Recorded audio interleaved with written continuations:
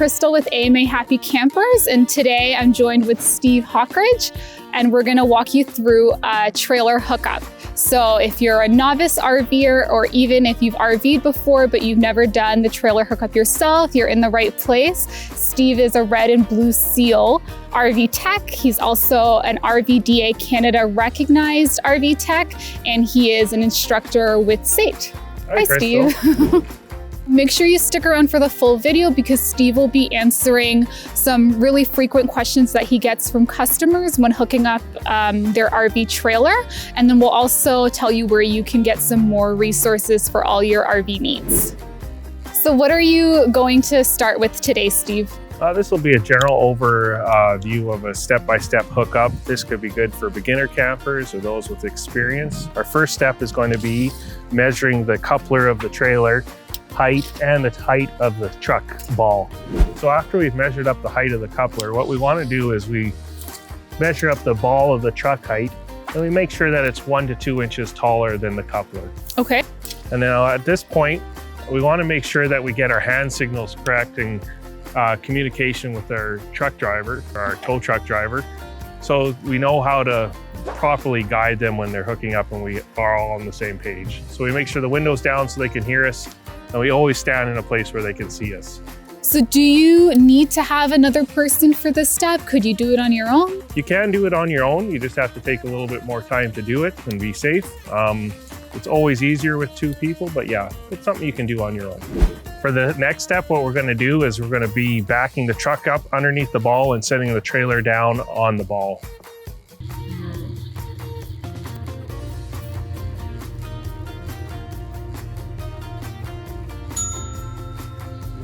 Now with the truck underneath the trailer, we're going to have our driver still stepping on the brake, and we're going to drop the trailer onto the ball.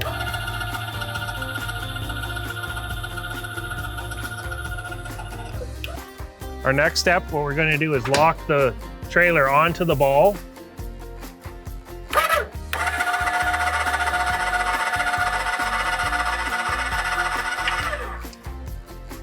Once it's locked on, we're going to slightly lift up on the truck and the trailer with the jack to take the weight off the equalizer hitch.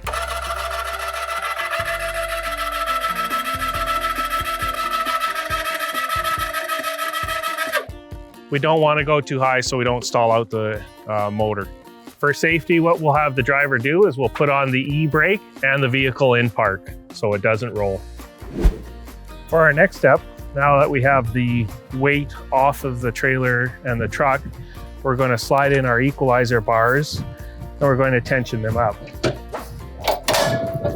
So what we do for one side, we want to make sure that we do on the other side. So we make sure we have the same amount of links hanging on one side to the next. Okay, so you mentioned equalizer bars. Is that the same thing as a sway bar or a stabilizer bar? So our equalizer bars are also known as stabilizer bars. The sway bar is something different, which is actually off to the side of the hitch and bolted to the A-frame. The equalizer bars keep the trailer and the truck level. The sway bar keeps the trailer from waving side to side. So would you say that you needed an equalizer bar, or could you drive without one? Equalizer bars should be on every hookup. A sway bar you can do without. Okay, thank you. For our next step, we're going to add the chains to the tow vehicle. These are safety chains.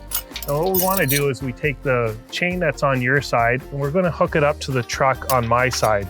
If the chains are too long and dragging on the ground, what you can do to shorten them up is to twist the chains just to get them a little shorter in length. We just hook them up, and by hooking them up from the left side to the right side of the truck and vice versa, we're creating a cross or a cradle. So if everything should happen to fail, the cradle will catch the trailer's front end. So our next step here, we're going to just raise the foot of the jack so it's out of the way for travel. And we're going to hook up our emergency breakaway wire. Now, a lot of campers, what they do is they end up hooking onto the chain.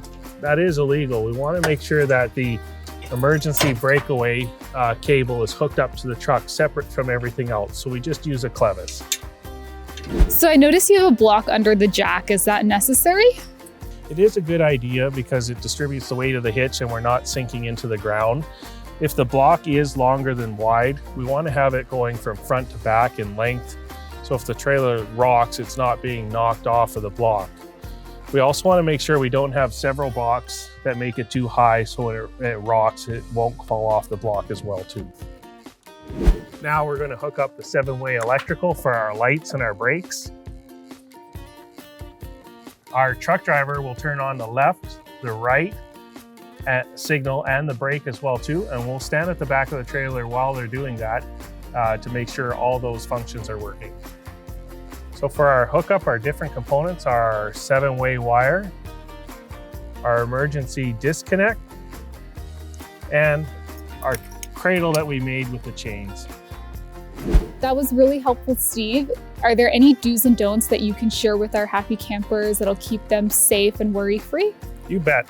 What we want to do when we hook up, if we're on a hill, we want to block the tires.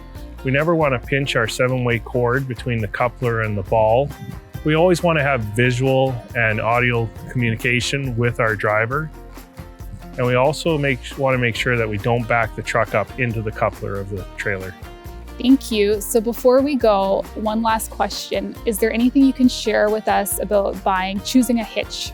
You bet. There's different weight classes of hitches, so we want to make sure that we're buying the appropriate hitch for the trailer and the truck. Thanks so much for that tutorial, Steve.